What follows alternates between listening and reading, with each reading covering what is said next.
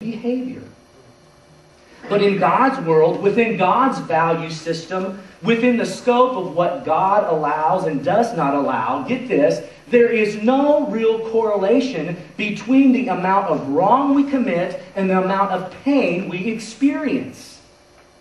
In other words, in the spiritual realm, just because you're a good Christian, a good father, a good mother, just because you serve the Lord with all of your heart, it doesn't mean that you're not going to go through suffering. The Bible says that it rains on the just and the unjust.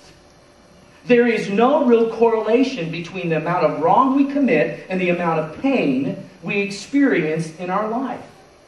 In fact, isn't it true that some of the very best people we know experience the greatest amount of pain in their life? Isn't that true? It is in my life. And the only way to explain this is to say that within His sovereignty, His ability to know all things, see all things, do all things well, His supremacy, God allows undeserved suffering. Now listen, church.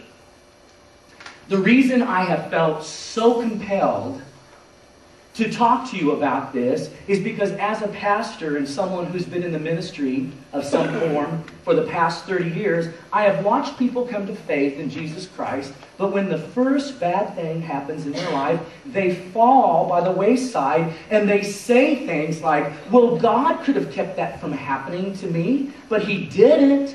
So I guess He really doesn't care about me, so I'm not going to waste my time serving Him. And they just walk away from their faith because they don't understand this important truth that within the sovereignty of God, He allows undeserved suffering.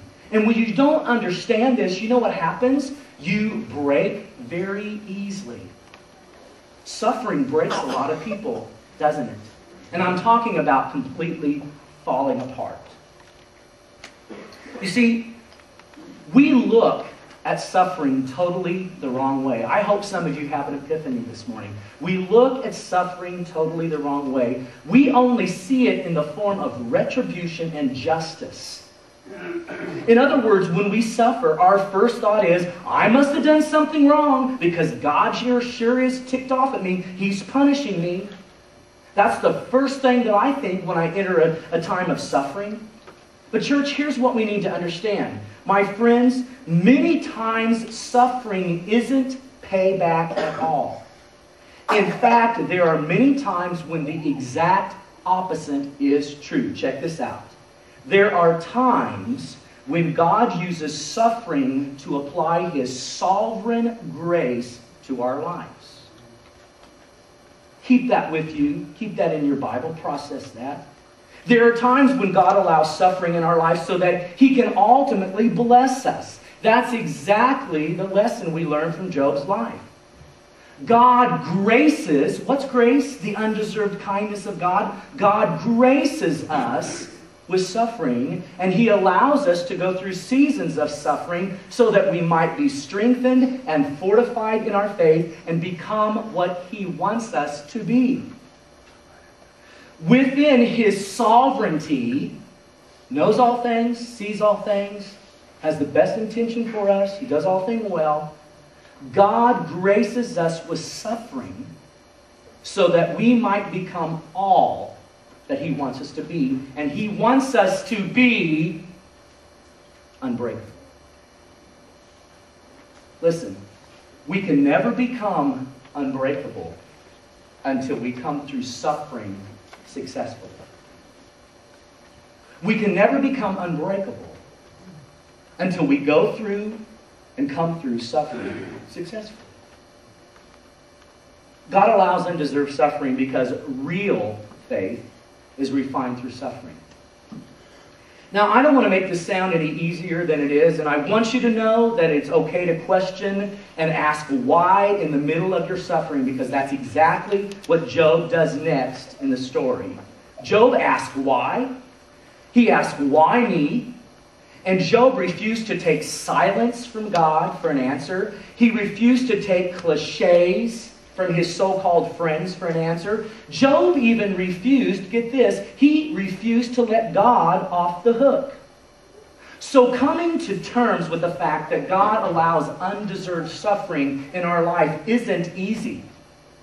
And the story of Job proves this to us.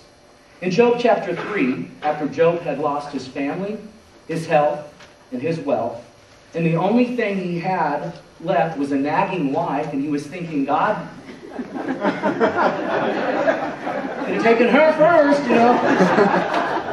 You bring me of everything else, why not that? Listen to how Job initially responds to his undeserved suffering. Because listen, guys, Job wasn't a saint. He was a man just like we are. He was a man just like we are, and his response in suffering is so much like ours. Listen to what he says, verse 3. He says, God, why don't you just obliterate the day I was born? Why don't you just black out the night I was conceived? It would have been better if I had never been born, Job says. Let it just be a black hole in space. May God above forget it ever took place. Erase it from the books. May the day of my birth be buried in deep darkness. And on and on and on he continues. You see, you can't take too much of Job in one setting.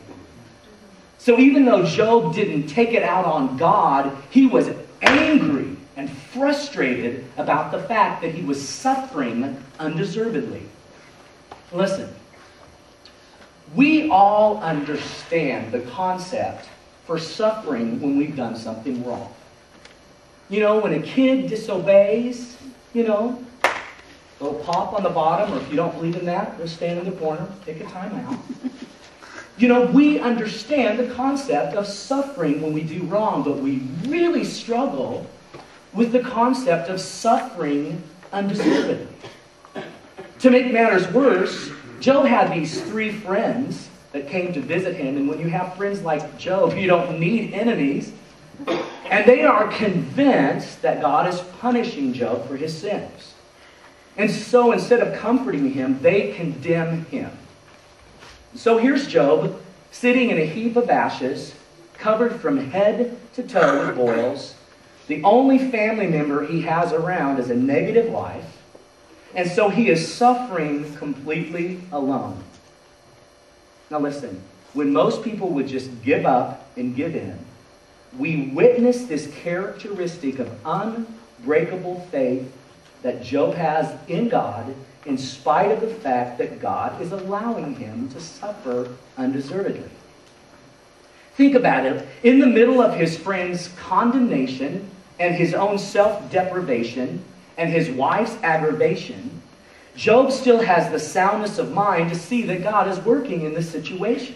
And so he makes this declaration. That's a little hard for you there. Check this out. I like shuns. Okay. Job 23:10. In the middle of his suffering, listen to what Job says. He says, but he, speaking of God, he knows the way that I take. He knows everything about me, good and bad.